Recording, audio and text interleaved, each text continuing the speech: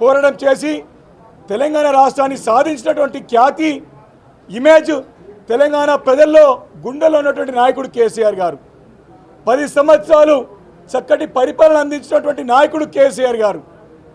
ఈ మొత్తం శాసనసభలోనే అత్యంత ఎక్కువ రాజకీయ అనుభవం గల నాయకుడు కేసీఆర్ గారు. దాదాపు 9 సార్లు ఎమ్మెల్యేగా, ఎంపీగా మరి ప్రజలతో ఎన్నుకోబడ్డ నాయకుడు కేసీఆర్ గారు. వారి యొక్క స్థాయి ప్రజల్లో వేరే. వారితో పోల్చుకొని ఎప్పుడు కూడా అభద్రతా భావానికి లోనై మరి ఈ రకమైనటువంటి స్టేట్మెంట్ చేస్తూ ఉన్నాడు. మరి దిగజారిపోయి చావు కొడతా ఉన్నాడు.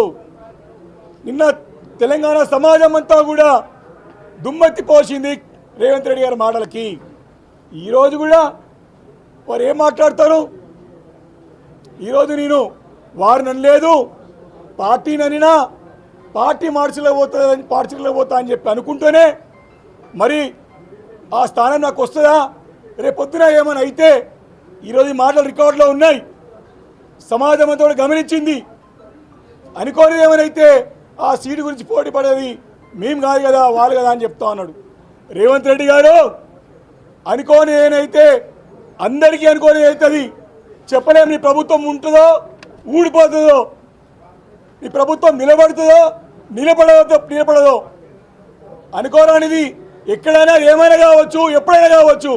అది గుర్తుపెట్టుకో అని చెప్పి మేము హెచ్చరిస్తూ ఉన్నాం రేవంత్ రెడ్డి గారిని. ఈ రకమైనటువంటి ఆలోచనలు, భావదారిద్ర్యం, భాష దారిద్ర్యం, ఇంతటువంటి నీచ నికృష్టమైనటువంటి ముఖ్యమంత్రిని ఈ దేశంలో బహుశా ఏ రాష్ట్రంలో చూడకపోవచ్చు.